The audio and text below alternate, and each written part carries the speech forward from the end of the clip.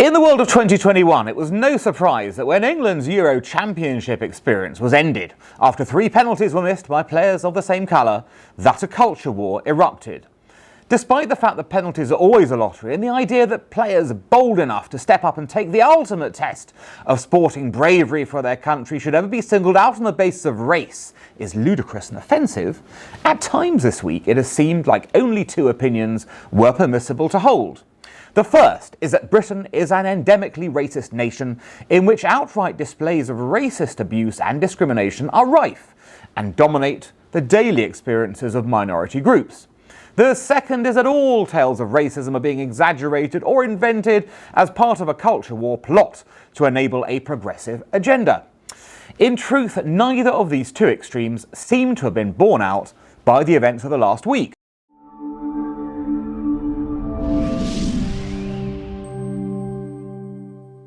From the outset, there was a clear and immediate explosion of racist attacks on social media against the footballers. Thousands of posters, most not immediately identifiable, made jibes, digs and threats against the 3 using reprehensively racist language. Reports then emerged of a mural of Marcus Rashford, one of the 3, being defaced in Manchester. All this was enough to trigger fears of a full-blown crisis in British racial relations. Much of the finger pointed was directed at the government over its moderately mild resistance to previously support England players taking the knee. Then into this mess stepped the Runnymede Trust, a think tank with a record of stirring the racial pot, which published a report claiming that the UK was systematically racist.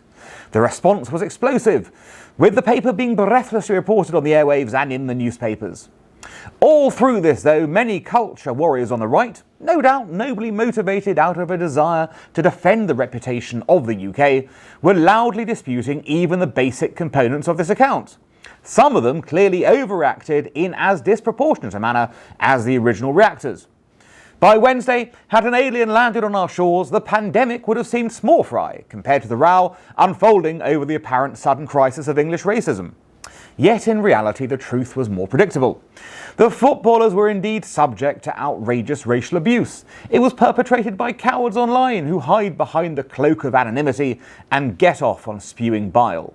They will, in many cases, be the same digital thugs that harass Jews and women in public life. They get off on wreaking their anonymous hatred, which they unleash in bucket loads. There is nothing new about this phenomenon. For years, the social media firms have been aware of the hate spewed on their platforms. Yet, time and time again, they have failed to stop the proliferation of anonymous accounts that cause this hate. Without doing so, fighting extremism and racism online will only ever be a perpetual game of whack-a-mole. It is an unresolved scandal that shows no signs of going away because the root cause, the allowance of social media anonymity, is being left untackled. As for the report denouncing the UK as systematically racist, well, later in the week it was disavowed by David Goodhart, a commissioner of the Equality and Human Rights Commission that had funded the paper. Meanwhile, it transpired that the mural of Rashford was not the subject of a racist attack but of a drunken yob, with no apparent racial motive. Across our societies, debates around race and community cohesion are regrettably full of all too much heat and all too little light. If this week tells us anything, it's that solutions will be most forthcoming if both sides can lower the temperature and focus on causes rather than gestures. Ending the plague of online cowards spreading hateful bile without the courage to show their own faces might well be the first such measure that all sides can agree on.